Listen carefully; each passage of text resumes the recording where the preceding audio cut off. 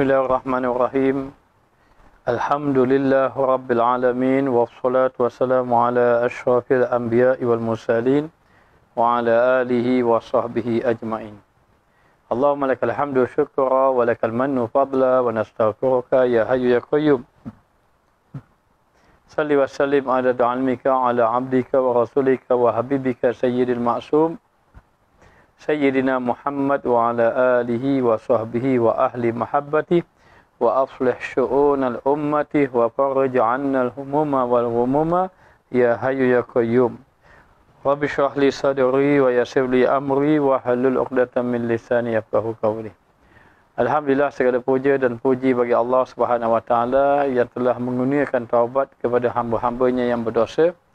Allah Subhanahu wa taala Maha Pengasih, Maha Penyayang, menerima segala hamba-hambanya yang berdosa yang datang kepadanya lantaran sifat pemurahnya Allah, rahmatnya Allah Subhanahu wa taala kepada hambanya. Selawat dan salam ke atas junjungan besar Nabi kita Muhammad sallallahu alaihi wasallam yang telah sentiasa bertaubat untuk umatnya yang dikasihi, dan Rasulullah sallallahu alaihi wasallam adalah contoh yang terbaik untuk kita ikuti. Dan juga selawat dan salam juga kepada ahli keluarganya, para sahabat, golongan tabi'in, tabi'un tabi'in, dan mereka yang mengikuti baginda Rasulullah sallallahu alaihi wasallam. Jadi insya-Allah pada malam ini kita menyambung pembacaan kitab hikam kita, dan kita sampai pada muka surat 89. Qala musannif rahimahullahu taala wa nafa'ana bi ulumihi fid darain amin. Berkata Syekh Ibnu Athaillah As-Sakandari di dalam matan hikamnya, katanya Syekh Ibnu Athaillah pada muka surat 89. Berkata Syekh Ibnu Athaillah As-Sakandari di dalam matan hikamnya, "Idza waqa'a minka zambun fala yakun sababan liya'sika min husulil istiqamati ma'a rabbika faqad yakunu zalika akhir zambin qaddara alaika." Maksud dia, apabila jatuh daripadamu dosa, yakni apabila kamu melakukan dosa, maka jangan kerana ada yang demikian itu, yakni melakukan dosa itu, sebab memutuskan asamu, yakni memutuskan asamu daripada hasil istiqamah serta Tuhanmu. Maka terkadang adalah yang demikian itu kesudahan dosa yang ditakdirkan atasmu. Maka berkata Syekh Ibnu Athaillah menyatakan bahawa idza waqa'a minka zambun, maka apabila jatuh kepada kamu dosa, yang dimaksudkan dosa di sini lebih kepada dosa besar. Dan termasuk juga dosa kecil, tapi lebih-lebih lagi lah dosa besar. Apabila jatuh kepada kamu dosa, maka jangan kerana ada yang demikian itu, yakni jangan disebabkan kamu ini jatuh kepada dosa, jatuh kepada dosa sebab memutuskan asamu, menyebabkan kamu berputus asa daripada hasil istiqamah, untuk kamu istiqamah dalam bertaubat kepada Allah. Jadi jangan disebabkan kita ini sering jatuh pada dosa, lalu kita pun putuskan istiqamah kepada Allah. Seperti seorang yang buat dosa, lalu dia menyedari ia adalah satu dosa yang perlu bertaubat, maka dia pun bertaubat kepada Allah. Kemudian dia jatuh lagi dosa. Kemudian jatuh lagi dosa. Lalu dia merasakan, aku ini sering jatuh kepada dosa. Lalu dia pun jadi lemah. Lalu dia berfikir, aku bertaubat pun jatuh pada dosa, maka tak ada manfaat juga taubat aku. Maka jatuhlah ia berputus asa. Lalu dikatakan oleh pengarang kitab kita ini, jangan kamu berputus asa. Walaupun kamu sering jatuh kepada maksiat. Walaupun kamu sering jatuh kepada dosa. Lepas buat dosa, nak kembali pada Allah, dosa lagi, jatuh lagi dosa. Maka jangan kamu berputus asa untuk menghasilkan istiqamah kamu dalam melakukan ibadah.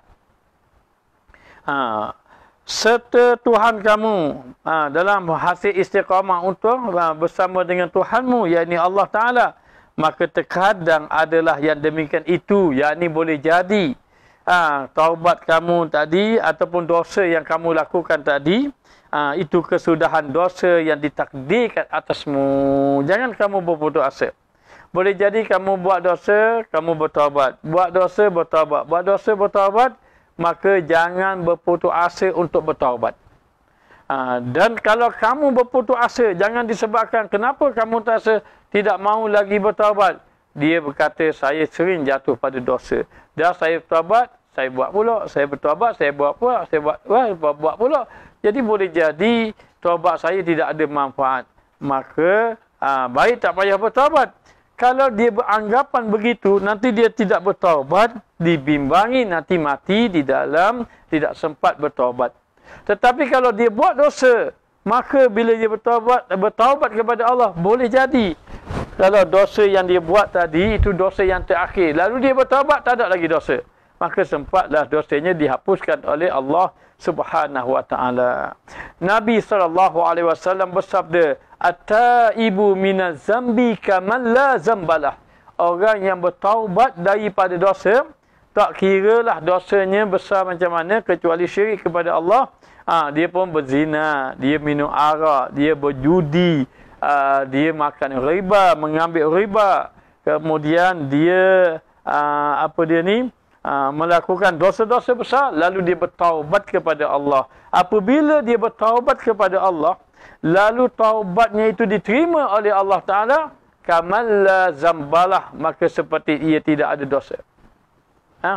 Habib Taufik ketika dia menghuraikan kitab Risalah Mu'awanah, beliau Habib Taufik ada menyatakan bahawa didatangkan satu kisah mengatakan bahawa orang itu melakukan dosa besar, lalu dia bertaubat kepada Allah.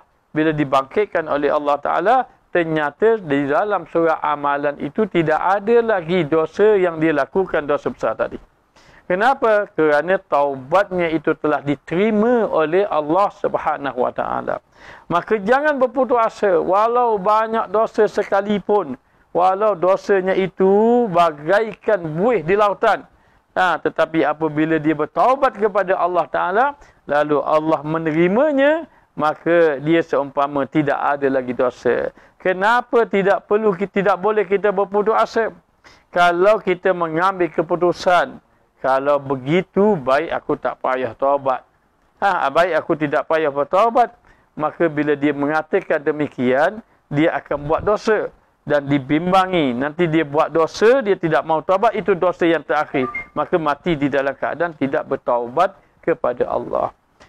Oleh kerana itu, seseorang yang jatuh kepada dosa, bila jatuh kepada dosa, tugasnya taubat. Jatuh pada dosa, tugasnya taubat. Jadi untuk mendatangkan taubat ini, katanya ulama, kamu kena ingat 3 perkara untuk mendatangkan taubat. Kalau tidak datangkan ini, nanti tidak mahu rasa ingin bertaubat. Bagaimana orang yang melakukan dosa tidak mahu bertaubat, tidak berfikir ingin bertaubat? Kerana dia tidak memikirkan 3 perkara. Perkara yang pertama yang perlu dipikirkan ialah mengenai keburukan dosa yang dilakukan. Contohnya apa? Contohnya dia tahu dosa riba. Dosa riba ini besar dosa. Lebih besar daripada dosa berzina. Ataupun dia mengetahui tentang dosa memfitnah orang. Orang ini tidak buat salah pun dia, tetapi dia rasa tidak senang, lalu dia pun kata, orang ini begini-begini. Dia pun fitnah orang. Sedangkan fitnah itu lebih besar daripada membunuh. Contohnya. Maka yang pertama dia kena mengetahui tentang keburukan dosa besar yang dilakukan. Maka yang pertama, untuk mendatangkan taubat ada 3. Mengingati ataupun mengetahui tentang keburukan dosa tadi. Yang kedua, hendaklah dia mengingati akan azab yang disediakan di negeri akhirat. Bagaimana azab yang disediakan bagi orang yang derhaka ibu bapa. Bagaimana azab yang disediakan bagi orang yang minum arak. Bagaimana azab disediakan bagi orang yang mengambil riba. Bagaimana azab disediakan bagi orang yang buat zalim kepada orang lain. Maka setelah memikirkan azab-azab Allah, maka memikirkan perkara ini boleh mendatangkan kepada bertaubat kepada Allah Subhanahu wa taala. Dan yang ketiga, hendaklah dia ini memikirkan kelemahan dirinya, yakni tidak mampu untuk menanggung azab Allah Subhanahu wa taala. Maka mengingati 3 perkara. Yang pertama, mengingati tentang kedudukan besarnya dosa. Yang kedua, mengingati tentang azab akhirat yang disediakan. Dan yang ketiga, mengingati tentang kelemahan diri untuk menanggung azab Allah Subhanahu wa taala. Maka sesiapa yang mengingati 3 perkara ini, insya-Allah akan didatangkan di dalam hatinya ingin bertaubat kepada Allah Subhanahu wa taala. Oleh kerana itu, dikatakan bahawa jangan kamu berputus asa, boleh jadi itulah dosa yang terakhir yang ditakdirkan kepada kamu. Maka apabila jatuh daripada hamba itu dosa, apabila seseorang itu melakukan dosa, sama ada dia sengaja, yakni dia memang ada niat nak buat dosa, ataupun dia tidak sengaja, tak sangka dia, tiba-tiba dia melakukan dosa. Maka sayugianya bagi hamba itu menyegerakan kepada taubat. Apabila dia ini melakukan dosa, dia kena segera taubat. Sama ada sengaja ataupun tidak sengaja. Macam mana sengaja? Sengaja seperti dia tahu benda ini haram, hukum dia tidak boleh, tapi dia mengambilnya. Seperti dikatakan bahawa dia tahu judi itu haram, tapi dia itu tetap main judi. Maka ini dia sengaja ambil. Ada juga buat dosa besar tanpa yang dia ketahui, disebabkan dia tidak belajar. Rupanya itu dosa besar. Seperti dia terlibat dengan satu perniagaan. Perniagaan. Tetapi rupa-rupanya perniagaan itu adalah tidak benar dari segi syarak. Contohnya itu. Maka dia telah melakukan dosa. Ternyata ini tidak boleh. Ini mengambil hak orang lain. Oh begitu, perniagaan ini tak boleh. Ini perniagaan yang membentuk judi contohnya. Maka dia telah melakukan dosa. Apabila seorang itu jatuh kepada dosa, maka hendak dia kembali cepat-cepat bertaubat kepada Allah. Walaupun baik pagi tadi dia ini buat dosa, lepas Zuhur dia bertaubat. Zuhur dia buat dosa, lepas Asar dia bertaubat. Maka demikianlah keadaan dia. Maknanya setiap kali dia melakukan dosa kepada Allah Subhanahu wa taala. Dan jangan diputuskan dengan sebab jatuhnya di dalamnya daripada istiqamah serta Tuhannya. Jangan dia tetapkan setelah dia ini terputus istiqamah dia. Dia rasa nak bertaubat, tiba-tiba dia mari fikir, tak boleh taubat ni. Tak sempat, tak boleh taubat gini. Sebab apa? Taubat pun sia-sia juga sebab masih lagi kekalkan maksiat. Akhir kali dia ambil keputusan, dia tidak mahu lagi bertaubat lagi. Maka ini dikatakan bahawa kalaulah seseorang tadi bila jatuh kepada maksiat, dia kena bertaubat dan jangan putuskan dia bertaubat walaupun dia terputus istiqamah.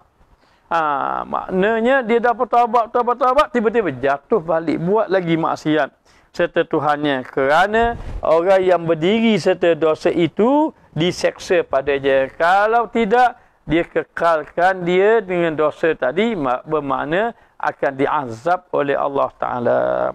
Maka syaitan, dia selalu menipu daya kepada orang yang melakukan mata dosa yang berterusan. Yang berterusan setelah bertaubat. Sebagai contoh, kalaulah satu orang itu dia buat maksiat. Bila dia buat maksiat, kemudian dia pun bertaubat kepada Allah. Lepas dia bertaubat kepada Allah, tiba-tiba dia jatuh lagi maksiat. Lepas pada tu dia bertaubat pada Allah, dia jatuh lagi pada maksiat. Maka syaitan akan berkata pada dia, tidak berguna lagi kamu bertaubat kepada Allah. Tidak berguna lagi kamu bertaubat pada Allah. Sebab lepas kamu bertaubat, kamu buat lagi. Lepas kamu bertaubat, kamu buat lagi. Maka kamu tidak berguna lagi bertaubat. Tak guna kamu bertaubat macam tu. Lebih baik kamu buat maksiat. Daripada kamu buat taubat, ini kamu persendakan Tuhan kamu. Baik, bermakna kalau kamu buat baik, kamu bertaubat, kamu jatuh lagi. Kamu buat taubat, jatuh lagi, bermakna kamu sudah tidak terpilih menjadi orang baik. Sudah tidak terpilih jadi orang baik. Kalau begitu, baik kamu buat maksiat lah. Baik kamu buat maksiat. Ini syaitan. Kemudian yang kedua, syaitan akan kata begini, tak apalah, daripada membuat maksiat kamu taubat, maksiat taubat, baik begini, kamu buat dulu maksiat puas-puas. Lepas kamu buat maksiat puas-puas, baru kamu taubat. Barulah kamu taubat. Maka inilah yang berlaku dalam bisikan-bisikan syaitan kepada orang yang melakukan maksiat. Tak apa, kamu buat dulu. Nanti sampai masa taubatlah. Sampai masa kamu bertaubat. Jangan kamu buat taubat, jangan buat taubat. Maknanya, baik kamu buat sampai kamu puas maksiat tadi, baru kamu bertaubat pada Allah. Maka inilah maknanya syaitan menipu daya orang-orang yang melakukan maksiat dengan menangguhkan taubat. Sehingga akhirnya datang putus asa. Kalau begitu, taubat tak guna juga. Maka, baik, tak payah bertaubat. Maka dia berputus asa. Ataupun dia kata, kita buat taubat, kita buat maksiat-maksiat. Biar kita banyak buat maksiat. Nanti kita taubat pula pada Allah. Sedangkan dia tak tahu. Boleh jadi ada maksiat-maksiat yang dia buat, itu maksiat yang terakhir. Menyebabkan dia tidak sempat bertaubat kepada Allah Ta'ala. Maka, apabila syaitan, dia itu membisikkan, kalau kamu buat maksiat, kamu taubat, maksiat taubat tak guna kamu sebenarnya tak ada harapan jadi orang baik. Tak ada harapan jadi orang baik. Baik kamu buat maksiat. Ataupun syaitan membisikkan, daripada kamu taubat, maksiat, baik kamu buat puas-puas dulu maksiat. Lepas puas buat maksiat, baru kamu bertaubat. Ketika datang bisikan syaitan seumpama itu, maka jawab bisikan syaitan itu dengan yang pertama. Yang pertama, kamu berkata, aku mesti bertaubat. Sebab mungkin ini dosa aku yang terakhir dan aku bertaubat, jadi kehidupan aku diakhiri dengan taubat. Aku mesti bertaubat sebab ini mungkin dosa aku yang terakhir. Jadi aku bila dosa aku terakhir, aku bertaubat. Moga-moga aku mati dalam bertaubat pada Allah. Yang kedua, walaupun aku buat maksiat, aku bertaubat, aku buat maksiat, aku bertaubat, dan aku tahu Allah Ta'ala itu dia akan mengampuni dosa aku setiap kali aku buat maksiat. Aku bertaubat. Setiap kali aku bertaubat, Allah akan mengampuni dosa aku. Kerana Allah Ta'ala itu sifat pengampun, penyayang. Dan yang ketiga, selagi mana aku jatuh maksiat, aku bertaubat. Aku jatuh maksiat, aku bertaubat. Itulah Allah kasih kepada hamba-Nya yang sentiasa bertaubat. Maka tidak ada jalan lain kecuali aku hendaklah bertaubat kepada Allah Ta'ala. Oleh kerana itu, maka jangan kamu berputus asa untuk bertaubat kepada Allah Ta'ala. Kerana Allah Ta'ala telah berfirman, Qul ya ibadiyalladzina asrafu ala anfusihim, la taqnatu min rahmatillah, innallaha yaghfiru dzunuba jami'a, innahu huwal ghafurur rahim. Qul ya ibadi, katakanlah wahai Muhammad, ya hamba-Ku, wahai hamba Allah, yang melampaui batas pada diri mereka itu. Wahai hamba Allah yang telah melampaui batas La taqnatu min rahmatillah. Jangan kamu berputus asa dengan rahmat Allah. Inna Allah yaghfiru dzunuba jami'a. Sesungguhnya Allah Ta'ala mengampun segala dosa-dosa kamu. Innahu huwal ghafurur rahim. Kerana sesungguhnya dialah Allah yang maha pengampun lagi maha penyayang. Maka diceritakan bahawa ada satu orang yang bernama Utbatul Ghulam. Utbatul Ghulam ini, dia ini terkenal dengan kejahatan maksa, kejahatan dia. Terkenal dengan kejahatan dia. Maka Utbatul Ghulam ini macam-macam kejahatan dia buat. Akhirnya dia fikir, dengan siapa lagi aku tak buat zalim? Dengan siapa lagi aku tak buat jahat? Ketika itu ada satu orang yang soleh namanya Al-Imam Hasan Basri. Dia hidup di zaman Imam Hasan Basri. Jadi Utbatul Ghulam dia fikir sampai peringkat nak buat zalim pada orang yang baik. Buat zalim pada orang baik ni maknanya peringkat orang yang kejahatan dia hebatlah, tinggilah. Sebab dulu Ustaz pernah didatangi satu orang. Beliau ni satu ketika dahulu suka bergaduh. Orang panggil dia gangster. Gangster lah. Dia kata dia datang jumpa, dia kata, Ustaz, kalau Ustaz nak minta tolong saya, Ustaz khabarlah. Kalau Ustaz nak minta tolong saya, Ustaz rasa tak puas hati ke orang, Ustaz rasa tak suka ke orang, kalau Ustaz nak rasa tu, biar saya tolong. Tolong apa? Tolong katak orang. Kata lama dah tak bahang orang, lama dah tak pukul orang. Kalau ada ustaz-ustaz rasa nak bahang orang, Ustaz khabar saya. Maknanya. Jadi ingat tolong apa? Tolong nak pukul orang. Jadi kenapa begitu? Dia pun berkata, saya ni jahat Ustaz. Tapi jahat saya tidak boleh tengok orang jahat buat pada orang baik. Saya ni jahat Ustaz. Tapi saya ni jahat-jahat saya tak boleh tengok orang jahat buat pada orang baik. Kalau orang jahat buat pada orang jahat, tak apa lah tu. Tapi maknanya kalau orang jahat buat pada orang baik, saya marah. Maka dia maknanya begitu sifat dia tadi.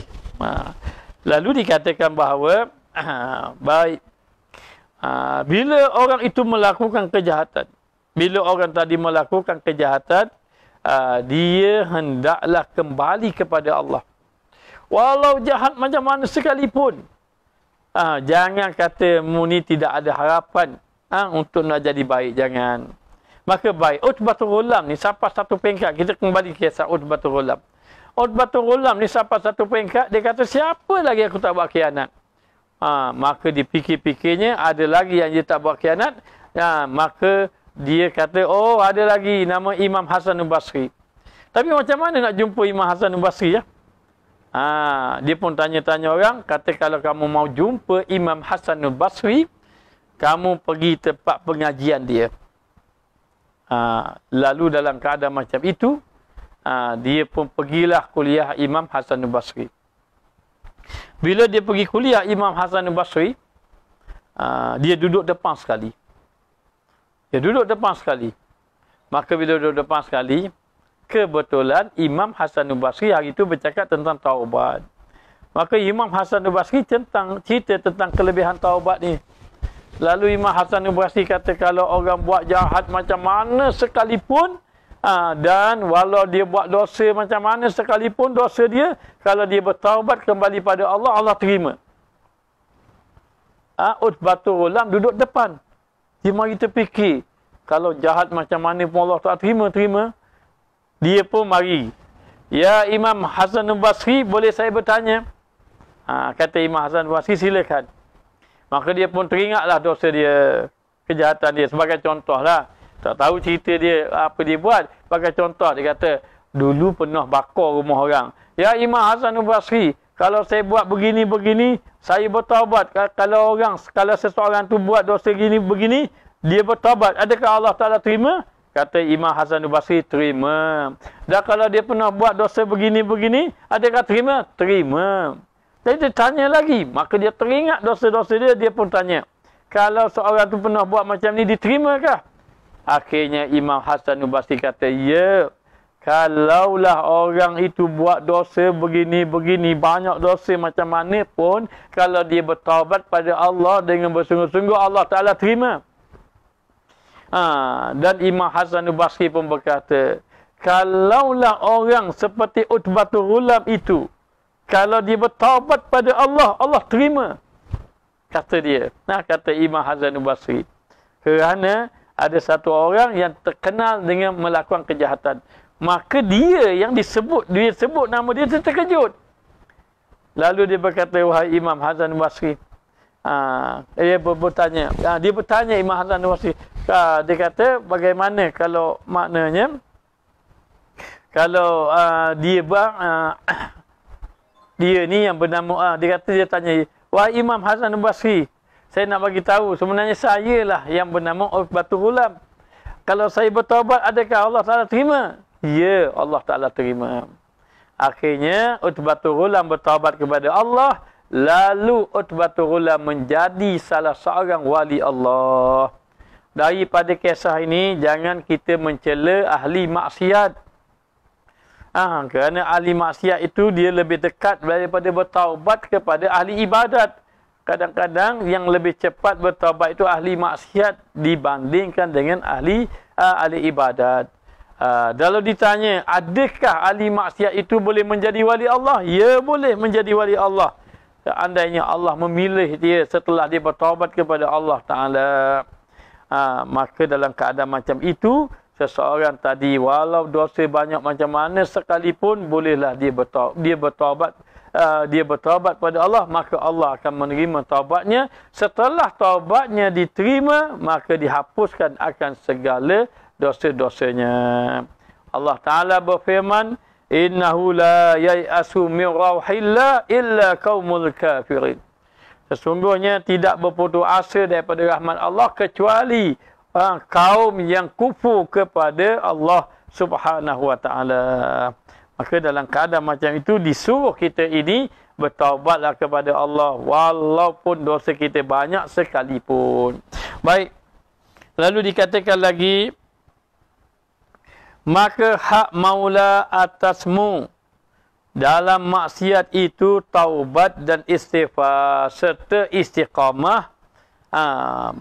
Maka jikalau berbuat engkau yang demikian itu, nescaya diterima engkau.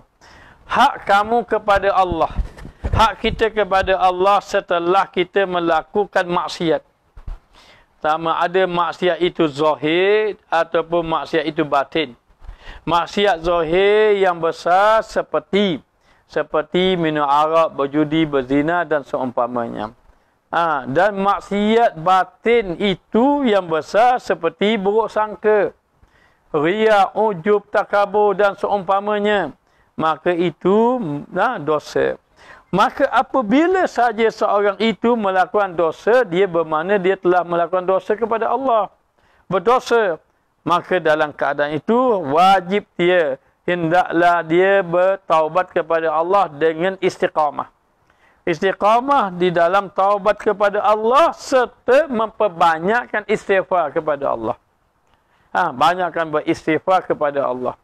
Maka dengan beristighfar itu menghapuskan akan dosa-dosanya, dan dengan bertaubat itu akan menghapuskan akan dosa besarnya.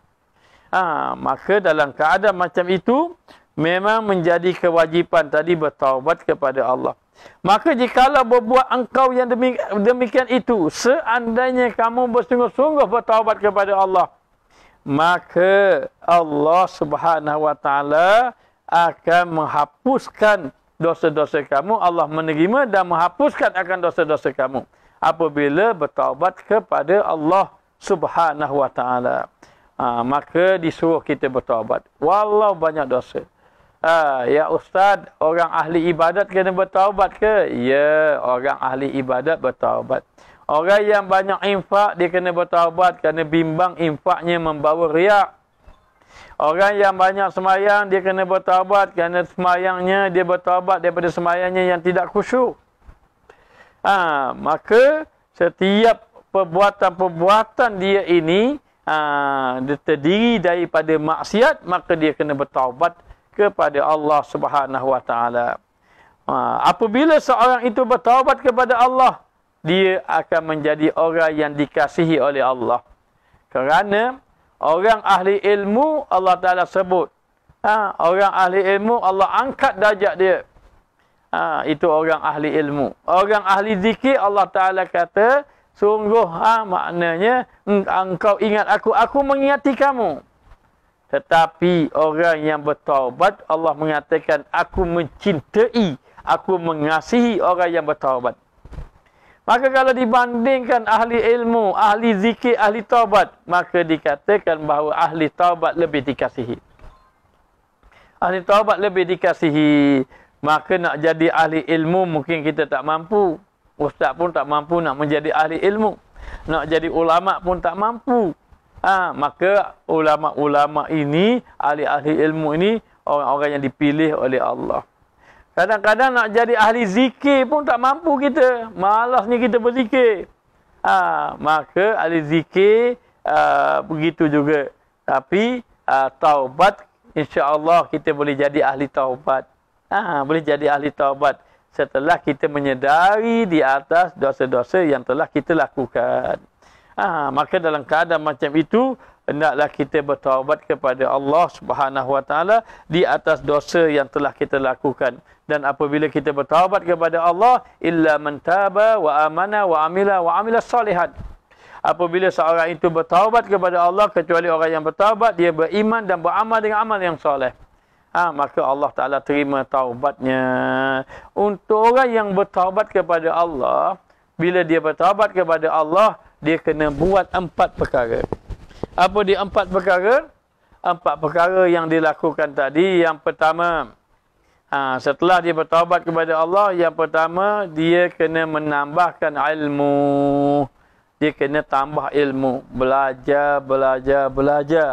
Kerana apa? Dulu dia tidak belajar, mungkin dia jahil. Bila jahil, dia jatuh pada dosa, dia buat maksiat. Maka dalam keadaan macam itu, maka dia kena belajar ilmu. Yang pertama, orang yang sudah bertaubat, agar taubatnya diterima oleh Allah, ada 4 yang perlu dilakukan. Yang pertama, hendaklah dia menambahkan ilmu. Supaya dia tidak jatuh lagi kepada maksiat. Yang kedua, dia kena menambahkan ibadah kepada Allah.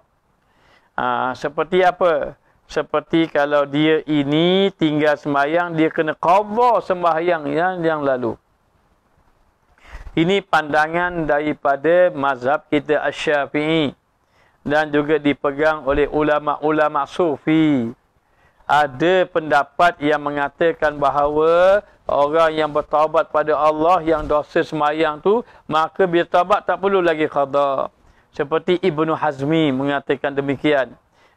Namun kita berpegang dengan pandangan daripada mazhab kita Syafi'i dan juga ulama-ulama sufi yang mutabar.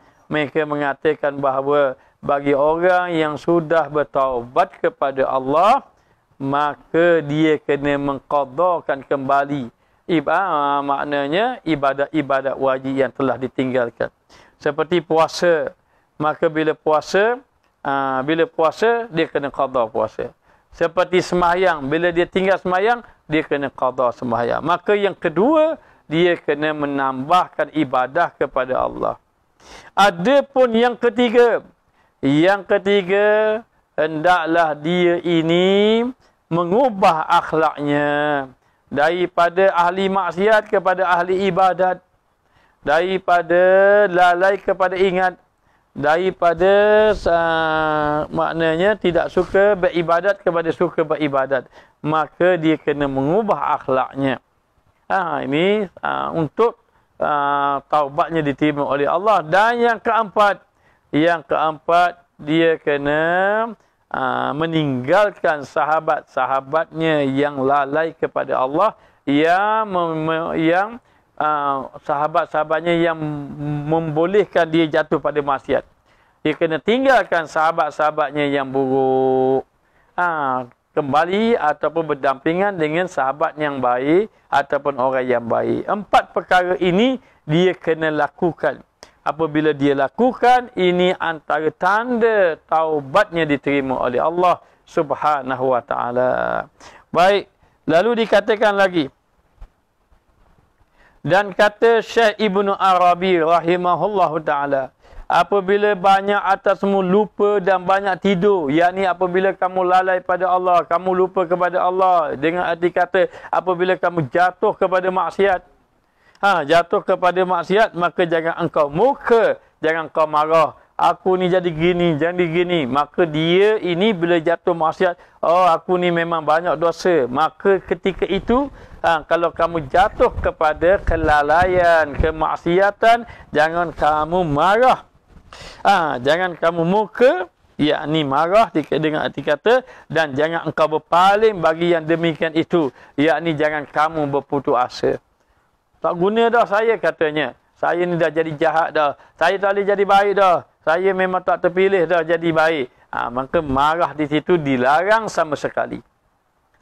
Maka dalam keadaan macam itu, ketika mana dia jatuh maksiat, dia lalai, tiba-tiba mari perasaan marah. Sebenarnya bukan dia marah pada siapa? Dia marah pada Allah.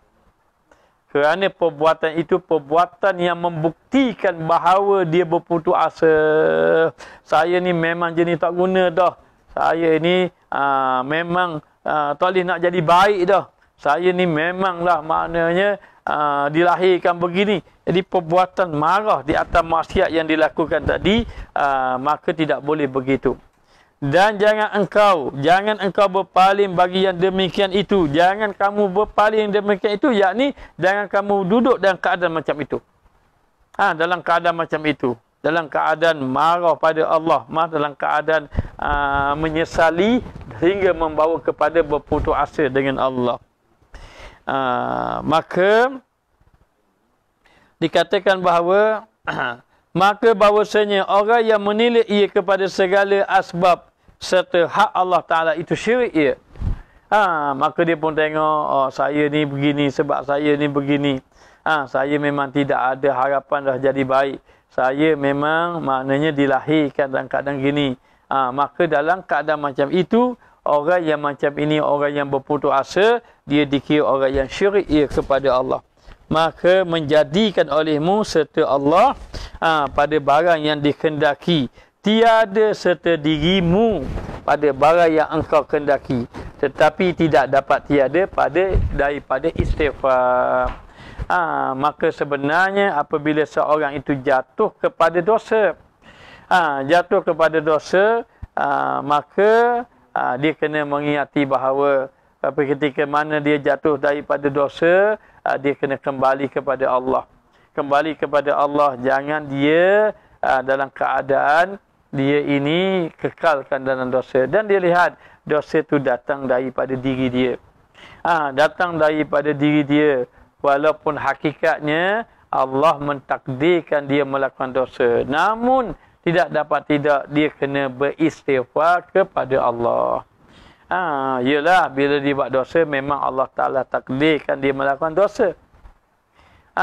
Namun dia kena mengetahui bahawa setiap dosa itu perlulah dia beristighfar kepada Allah Subhanahu wa taala. Maka diceritakan dalam satu hadis, ketika mana satu orang itu buat dosa. Bila dia buat dosa, dia berkata, Allahumma firli zambi. Ya Allah, ya Tuhanku, ampunkanlah dosa aku. Ketika mana dia buat dosa, maka dia pun kata, Allahumma firli zambi. Ketika mana dia buat dosa, dia mengatakan, ya Allah, ampunkanlah dosa aku. Lalu Allah berkata kepada malaikat, wahai malaikatku, tengok hamba-Ku ini. Ketika mana dia melakukan dosa, dia mengetahui dia ada Tuhan yang Maha Pengampun. Sebab itu dia mengatakan, ya Allah, ampunilah akan dosa aku. Ampunilah akan dosa aku. Lalulah dia bertaubat pada Allah. Bila dia bertaubat kepada Allah Ta'ala, lalu Allah Ta'ala terima taubat dia. Bila Allah Ta'ala terima taubat dia, lalu lama-lama tu dia jatuh lagi pada maksiat. Dia buat lagi dosa. Ketika mana dia buat dosa ketika itu dia buat dosa, lalu dalam keadaan macam itu dia bertaubat pada Allah. Bila dia bertaubat pada Allah, Allah Ta'ala kata, wahai malaikatku, hamba-ku ni buat dosa. Dan dia tahu dia ada Allah yang maha pengampun. Aku terima akan dosa, akan taubatnya. Lalu dia bertaubat pada Allah, lama dia buat lagi dosa. Dia buat lagi dosa. Bila buat lagi dosa, dia kata, Allahumma fili zambi. Ya Allah, ya Tuhanku, ampunkanlah dosa aku. Ampunkanlah dosa aku. Dan ketika mana dia itu, maknanya mengatakan demikian, ampunkanlah dosa aku. Lalu Allah Ta'ala kata, wahai malaikatku, yang hamba-ku ini dia buat dosa. Dan dia tahu dia ada Allah yang maha pengampun. Lalu dikatakan bahawa, Allah Ta'ala kata, aku terima akan taubatnya. Lalu Allah berkata pada malaikat, begitulah keadaan hamba-ku itu. Setiap kali dia buat dosa, dia menyesal, dia bertaubat, lalulah dia jatuh lagi. Maka Allah Ta'ala terima. Gitulah keadaannya sampai dia wafat. Sampai dia wafat. Bermakna tidak boleh berputus asa selagi mana dia melakukan dosa, dia bertaubat, maka Allah mengampunkan akan dosanya. Kata ulama, orang yang mengatakan Rabbi fili zambi, ya Allah Tuhanku, ampunkanlah dosa aku, maka dosanya diampunkan dengan 3 syarat. Syarat yang pertama, perkataan Allahumma fili zambi, ya Allah Tuhanku, ampunkanlah dosaku. Ya, syarat yang pertama, perkataan itu memang benar-benar menunjukkan dia menyesal. Kalau dia kata, ya Allah Tuhanku, ampunkanlah dosaku, tapi tidak mendatangkan daripada hatinya penyesalan, maka itu tidak manfaat. Untuk maknanya Allah mengampunkan dosanya ketika dia kata Allah mafili zambi, syarat dia yang pertama, dia benar-benar menyesali di atas perbuatan dia. Yang kedua, ketika dia mengatakan Allahumma fili zambi, hendaklah dia menjauhkan diri daripada maksiat. Kalau dia kata, ya Allah Tuhanku, ampunkanlah dosaku, tapi dikekalkan lagi daripada maksiat, maka perkataan Allahumma fili zambi tidak memberi manfaat. Dan yang ketiga dia mengatakan Allahumma fili zambi, ya Allah Tuhanku, ampunkanlah dosa aku. Yakni dia bercita-cita ataupun dia berniat atau berazam tidak akan mengulangi lagi dosa dia. Maka bila dia ada 3 syarat ini, yang pertama menyesal, yang kedua menjauhi, yang ketiga bercita-cita ataupun berazam, maknanya dengan 3 syarat ini, maka perkataan Allahumma firli zambi, maka ada manfaat. Bermakna dosa-dosanya akan diampunkan oleh Allah. Kalau dia bertaubat, taubatnya diterima oleh Allah. Namun kalau dikata Allah maghfirli zambi, ya Allah ya Tuhanku, ampunkanlah dosaku, dia tidak mendatangi penyesalan dan dia mengekalkan maksiat tadi, dan dia mengulangi lagi, maka dia dipanggil istighfaru kazzabin. Istighfar orang-orang yang berdusta. Dia panggil istighfar orang-orang yang berdusta. Sehingga dikatakan istighfar ini perlu diistighfarkan lagi. Baik.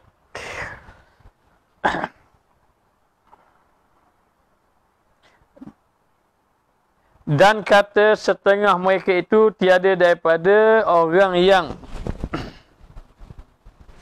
dapat ni. Dan tiada daripada orang yang rendah.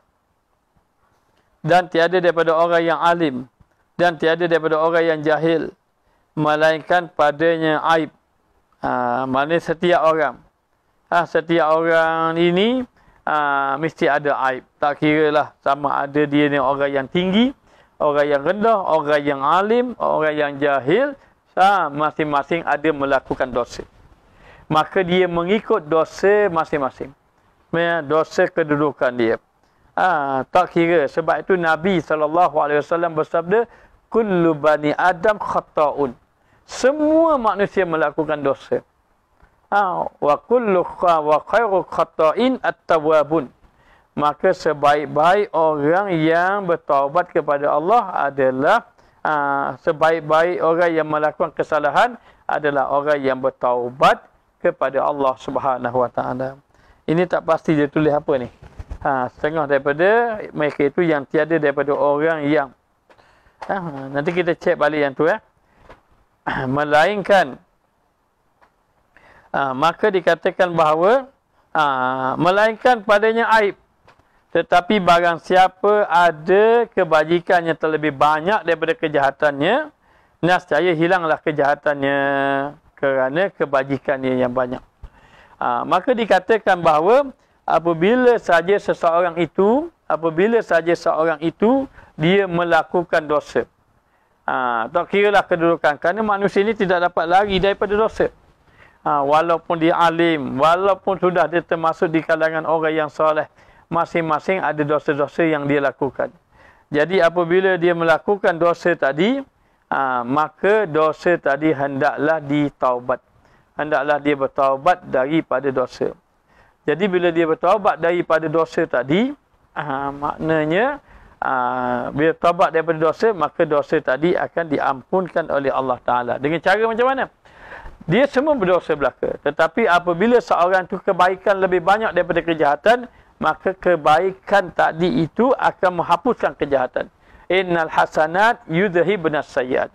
Sesungguhnya kejahatan-kejahatan yang dilakukan itu, kebaikan-kebaikan yang dilakukan itu akan menghapuskan dia akan kejahatan-kejahatan. Jadi semua berdosa. Tetapi bezanya tadi, apabila kebaikan dia tadi banyak. Bila kebaikan banyak, maka menghapuskan akan kejahatan dia. Maka semua berdosa. Ya, semua berdosa. Ahli ibadat berdosa, ahli ilmu berdosa, ulama berdosa. Tapi dosa ulama ni bahaya. Setengah tu dia sebut di dalam kitab Manhajus Sawi. Dan dikata betapa banyak perbuatan-perbuatan pemimpin, perbuatan-perbuatan pemerintah ada di dalam surat catatan ulama. Kenapa? Kerana ulama itu membenarkan kejahatan pemimpin. Maka itu kejahatan ulama. Kejahatan orang soleh, cara orang soleh. Kejahatan, maka ada kejahatan. Tetapi kejahatan itu boleh dihapuskan. Dengan apa? Dengan kebaikan-kebaikan yang dilakukan. Dan sabda Nabi SAW, Innallaha yuhibbu kullu mufattanin tawwabun. Yakni bahawasanya Allah Ta'ala gemar ia akan tiap-tiap orang yang banyak dosa, banyak bertaubat. Allah Ta'ala kasih orang yang banyak dosa dan banyak bertaubat. Baik. Orang yang dia banyak dosa, dia banyak bertaubat, ini dikasih oleh Allah. Sehingga kata Imam Al-Ghazali, kalaulah menjadi kebiasaan perbuatan dosa itu, sesiapa yang menjadi kebiasaan buat dosa, maka hendaklah dia menjadi kebiasaan bertaubat. Setiap kali buat dosa, dia bertaubat, kerana dosa itu kebiasaannya, maka taubat juga menjadi akan kebiasaannya. Baik, kalaulah katakan dia ini menyesali perbuatan dia, kemudian dia niat tidak mahu mengulangi, tetapi dia tidak boleh menjauhi maksiat tadi. Maksiat itu kekal tadi nak jauh. Contoh dia apa? Contohnya dia telah mengambil riba. Dia mengambil riba. Seperti riba ini, dia buat satu pinjaman, dia berhutang 100,000, dia bayar 200,000, 300,000. Maka kalau dia pinjam 100, dia berhutang 100,000, dia kena bayar 300, bermakna 200,000 dia ini terlibat dengan riba. Dia pun sedar, ni riba. Maka dia menyesal. Sebab nombor satu dia menyesal. Kemudian dia kata lepas pada ni dia tak nak ambil. Dia tidak mengulangi lagi. Tetapi yang kedua, dia tidak boleh menjauhkan lagi daripada maksiat. Kerana dia tak boleh keluar daripada maksiat tadi. Nak perhabis hutang 200,000 Allah. Bila boleh habis hutang ni? Bila boleh habis hutang ni? Maka dalam keadaan macam ini, dia kena berazam juga. Tidak mahu mengulangi maksiat tersebut. Seperti riba tadi, kena berazam. Dan dia kena bersungguh-sungguh berdoa kepada Allah agar Allah Ta'ala menolong dia supaya dia dapat keluar daripada maksiat tersebut. Jadi cara macam mana? Setiap hari taubat, setiap hari taubat. Dia bertaubat setiap hari kerana dia duduk dalam maksiat yang dia tak boleh keluar tadi. Tidak boleh keluar tadi. Sehinggalah menjadi dia orang yang dikasihi oleh Allah Subhanahu Wa Taala. Maka Allah jadi kasih kepada dia bertaubat. Bukan Allah Ta'ala kasih dengan sebab dia buat maksiat itu. Tetapi Allah Ta'ala kasih dengan sebab dia berterusan bertaubat. Setelah dia tahu dia tidak boleh keluar daripada maksiat tersebut. Orang yang macam ini, dia bertaubat sama. Menangis tiap malam. Dia menangis setiap malam. Tapi duduk dalam riba lagi. Dia menangis setiap malam. Maka bawa kepada mati. Maka orang ini orang yang dikasihi oleh Allah. Walaupun dia tidak dapat keluar daripada maksiat tadi. Kerana Nabi SAW bersabda, Innallaha yuhibbu kulla mufattanin tawwab. Allah Ta'ala kasih setiap orang yang melakukan dosa, dia sentiasa bertaubat. Dan kata orang bagi Hasan adalah seorang laki-laki berdosa, maka ia bertaubat, maka bertaubat ia, berdosa ia, maka taubat ia hingga mati. Maka katanya tiada kulihat ia melainkan perangai segala orang mukmin. Maka sifat orang mukmin ini dikatakan bahawa dia buat dosa, dia taubat, dosa bertaubat, dosa taubat sampai ke mati. Hidup dia dengan taubat saja sampai ke mati. Ini sifat orang yang beriman kepada Allah. Bukan dia buat dosa, dia tidak bertaubat. Maka dosa itu hendaklah ditaubatkan. Berterusan. Maka bertaubat itu duduk kepada ahli maksiat dan duduk juga kepada ahli taat. Orang yang melakukan kebaikan. Maka setiap kali kita kata orang ini kena bertaubat, maka kita juga kena bertaubat di atas dosa-dosa yang telah kita lakukan. Maka dalam keadaan macam itu, inilah kelepasan yang Allah Ta'ala bagi kepada kita. Apabila kita ini melakukan taubat kepada Allah, maka itu bermakna jalan Allah Ta'ala menghapuskan akan dosa-dosa walau banyak sekalipun. Dan diceritakan bahawa ada satu orang hamba Allah yang telah membunuh orang seramai 99 orang.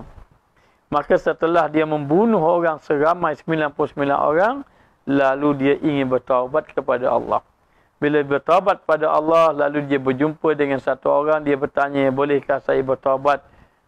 Saya telah melakukan dosa yang sangat besar. Lalu ditanya, dosa apa? Saya telah membunuh 99 orang. Maka bila mendengar 99 orang, terkejutlah orang tadi yang dia jumpa tadi. Kalau kamu telah bunuh 99 orang, tidak ada jalan untuk kamu bertaubat. Mendengar kenyataan ini, dia akhir sekali membunuh orang tadi, cukup 100 orang. Bila cukup 100 orang, lalu dia pun cari orang, bertemu dengan satu orang lelaki yang soleh, lalu bertanya, saya telah membunuh 100 orang. Adakah Allah Ta'ala menerima saya kalau saya bertaubat? Adakah taubat saya diterima? Lalulah Allah Subhanahu Wa Ta'ala mengatakan bahawa Allah Ta'ala mengatakan bahawa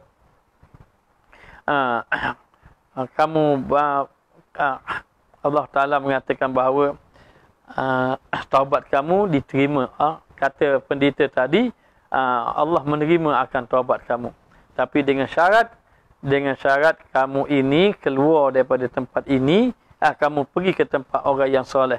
Tinggalkan tempat orang buat maksiat, pergi ke tempat orang yang soleh. Maka dia pun pergi tempat orang yang soleh untuk bertaubat di tempat yang baik. Kemudian tak sempat sampai, lalu wafat di tengah jalan. Bila wafat di tengah jalan, lalulah malaikat azab nak ambil dia, nak masukkan dia dalam neraka. Kemudian malaikat rahmat pun nak ambil dia, nak masukkan dia di dalam syurga. Akhir kali bergaduhlah dua tadi, lalulah disuruh hitung, ukur manakah tempat yang paling hampir. Tempat yang baik ke di tempat yang buruk tadi. Maka dihitung tadi, ternyata tempat yang paling hampir itu adalah tempat orang-orang yang soleh. Akhirnya dimasukkan di dalam syurga walaupun dia telah membunuh 100 orang. Maka demikianlah beritahu kepada orang-orang, walaupun kita pernah jumpa orang tu pernah berzina sekalipun, pernah minum arak, berjudi, mengambil riba, dan seumpamanya hatta dia menderhaka ibu bapa dia. Walaupun ibu bapanya sudah wafat. Kalau dia bertaubat kepada Allah, kalau kena caranya, Allah Ta'ala boleh mengampuni akan dosa-dosanya. Selagi mana dia ini hidup, selagi mana matahari tak naik belah barat, maknanya turun belah timur, hari ini naik belah timur, turun belah barat lagi. Selagi mana nyawa tak sampai pada halkum, maka taubatnya diterima oleh Allah Ta'ala. Bila taubatnya benar, dia maknanya menepati syarat orang-orang yang ingin bertaubat kepada Allah Subhanahu Wa Ta'ala. Jadi, itulah keluasan rahmat Allah Ta'ala kepada orang yang melakukan dosa. Boleh jadi hari ini kita tengok dia ahli maksiat, tetapi akhirnya dia menjadi ahli syurga. Boleh jadi juga kita tengok atas muka dia ahli taat, tetapi boleh jadi juga dia masuk neraka wal-iyazubillah. Maka sebenarnya taubat adalah jalan seseorang itu dihapuskan dosa, diselamatkan dia daripada segala azab. Maka beruntunglah bagi orang yang bertaubat kepada Allah. Moga-moga kita semua termasuk di kalangan orang yang bertaubat kepada Allah Subhanahu Wa Ta'ala. Dan hanya saja ditanggungkan harap dan takut akan dia atas istiqamah dalam permulaan. Dan ini kita akan bicara pada matan yang akan datang. Jadi sekadar ini sajalah yang dapat disampaikan. Moga-moga Allah Ta'ala mengampuni akan dosa kita. Dan kita mohon kepada Allah agar Allah tidak mewafatkan kita kecuali dalam keadaan kita bertaubat kepada Allah. Dan kita mohon kepada Allah agar Allah Ta'ala kurniakan kepada kita taubat nasuha. Ya ayyuhalladzina amanu tubu ilallah taubatan nasuha. Wahai orang-orang yang beriman kepada Allah, bertaubatlah kamu kepada Allah dengan taubat nasuha. Nescaya Allah Ta'ala akan menerima kita, mengampunkan akan segala dosa-dosa kita. Jadi sekadar inilah saja yang dapat disampaikan. Moga-moga dengan pengajian kitab kita ini Allah Ta'ala mengampunkan akan dosa kita. Moga-moga Allah Ta'ala menjadikan kita hamba Allah yang soleh. Jadi sekadar ini saja yang Ustaz dapat sampaikan. Dan Ustaz sudahi dengan wabillahi taufiq wal hidayah. Wassalamualaikum warahmatullahi wabarakatuh.